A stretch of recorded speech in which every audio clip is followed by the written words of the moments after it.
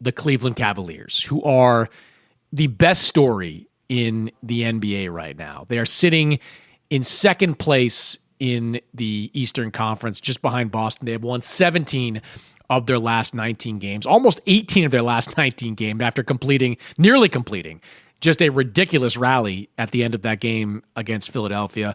22-5. I'm going to read some of the numbers here. 22-5 in their last 27 games dating back to December 16th. That's the best winning percentage in the NBA over that span. They are tied for the fourth best winning percentage in the NBA, second best, I said, in the East. Best record in the NBA since mid-December. And they are being led by Donovan Mitchell, who's averaging career highs in points, rebounds, assists, steals, blocks. I am one of the voters that Tim Bontemps of ESPN harasses on thrice yearly basis. And I wanted to put Donovan Mitchell in that top five. I really did. I got really close to putting him in that top five. He's one of only two players this season averaging 28, 5, 6, and with 1.5 steals. The other is the guy that is in my top five. That's Shai Gilgeous-Alexander. Donovan Mitchell has the best plus-minus per game in the NBA at 8.7. So when he's on the floor, the Cavs are really freaking good. They have been really freaking good for a long time now. So I'll kind of put it out to you like this. What is going on in Cleveland right now?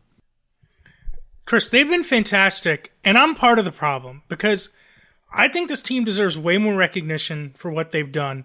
I mean, you mentioned that record, 22-5 over the last 27. A big chunk of that came with Evan Mobley and Darius Garland out. This team, their number one used lineup this year is without those two guys. It's with Dean Wade, it's with Isaac Okoro, it's with Max Strus, Jared Allen, and Donovan Mitchell. That lineup has been fantastic. A lead on both ends of the floor.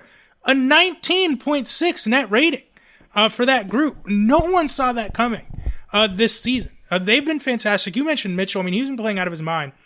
Jared Allen, who had, he was memed this summer after he said maybe the lights were too bright in that playoff series. All he's done is come back and play at an all-star level, was the anchor of that defense with Mobley out. I mean, you look at that lineup, guys not necessarily known for what they do defensively. I mean, I do think Dean Wade has been really good and making people learn, but, Allen's been the anchor of that unit. They've been fantastic. I think Mitchell and Allen have really kind of established themselves as the two best players on this team. They're really good. I mean, I mentioned I'm part of the problem because I get on Twitter, I get on this podcast, I get on other podcasts, talk about how good the Knicks have been, how much I loved what they did at the deadline. Cleveland's ahead of them.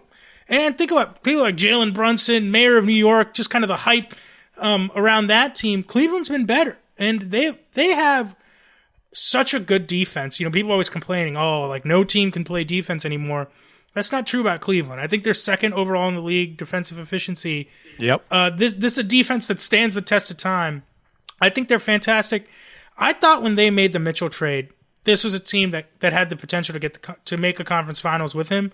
This is even better than I thought they would be. And especially what they've done with the injuries. I'm incredibly impressed. And they are not being taken seriously at all in a way that they should feel disrespected. Yeah, and look, some of the things that have made the Cavaliers successful have come out of nowhere, right? They are all of a sudden a high-volume three-point shooting team. Sam Merrill, who no one could have picked out of a lineup before this season, is shooting 44% from three. Craig Porter Jr., who nobody had expectations for coming into this year, has been a key part of their rotation. I mentioned Isaac Okoro.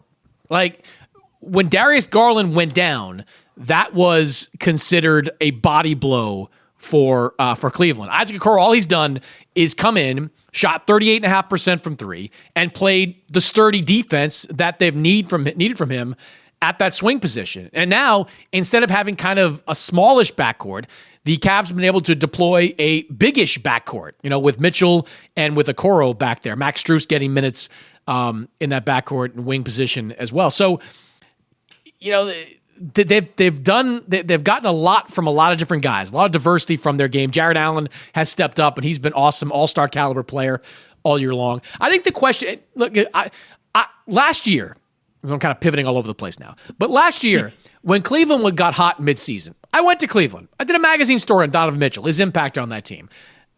How they I don't want to say rewarded me, but how they showed up in the playoffs was that they failed, right? And they weren't ready. And so that series wasn't close.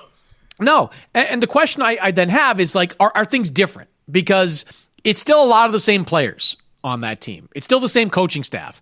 Donovan Mitchell's still the star. Darius Garland's back, and he's been really good since he's been back. Are things different with this team? Are they better equipped for a postseason run this year than they were last year? Listen, that's obviously the $1,000,000 question. And here's what I'd say to that. Two things. I mean, you mentioned two of the guys. Like, Okoro was someone who was getting played off the court in that Knicks series and was a big reason why the Cavs just weren't able to score. If he's willing to shoot and he's shooting it at the clip that he's shooting this year, that makes a material difference for them. If Jared Allen is the guy who we've seen during this regular season, that makes a difference for them. And I do think that I think that was a humbling playoff defeat for the Cleveland Cavaliers. And what I respect and what I love what I'm seeing from them this season is the guys who took it the worst, the guys who took it on the chin, Okoro, Allen, they've come back and been better. And that's what you want to see. So that's why I think I have some faith in them. And I'm at the point now, Chris, like, I really hope Donovan Mitchell re-signs here because this is a good team.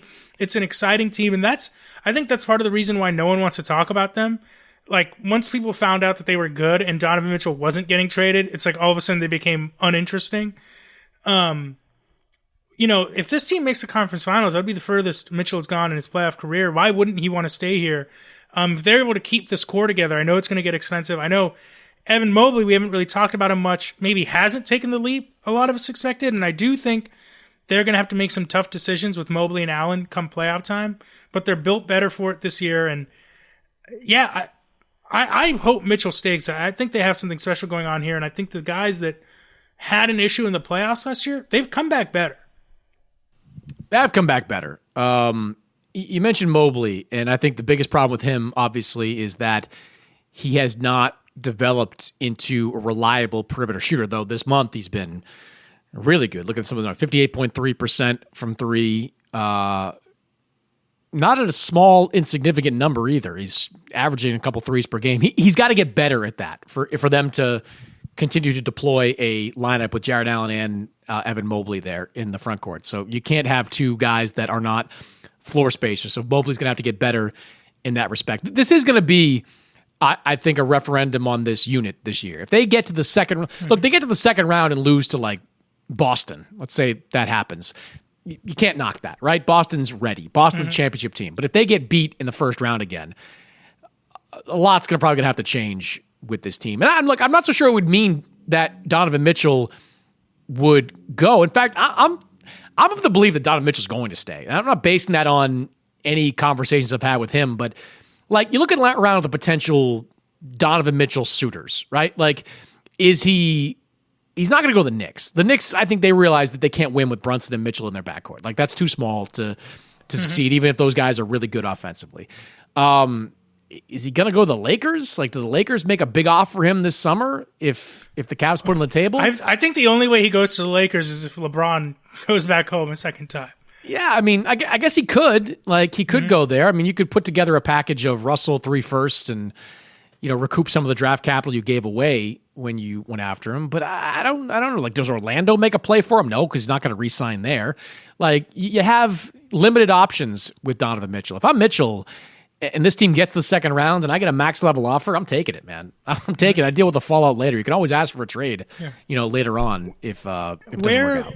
Where do you have the Cavs right now? If I have to put you on the spot a little bit, like, do you see conference finals potential with them? Do you see them making the second round? Where do you have them in the pecking order of the East? I think it's probably going to be them and Milwaukee in the second round. And I think they match up okay with Milwaukee. I think that'd be a fun and interesting series. Yeah, I mean, look, you've got, you don't have a tough time defending Dame. That's for sure. You've got some guys that you can throw, some bodies you can throw at Giannis. Although he just run over Evan Mobley at this point. And the Bucks are still very much in flux, right? They had a great game on Monday against Denver, but they're still trying to figure themselves out. That to me is going to be the referendum. Like, they get to the conference finals, I think Boston's going to kick their ass. I just do. I think they're not ready for that yet.